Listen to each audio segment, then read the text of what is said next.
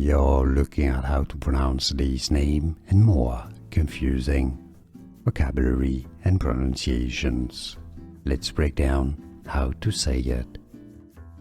Keegan is how it's generally pronounced in English. 2 syllables, key, a long E sound here, Keegan. Keegan.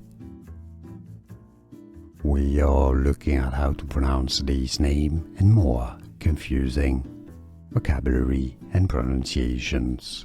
Let's break down how to say it. Keegan is how it's generally pronounced in English. 2 syllables, key, a long E sound here, Keegan.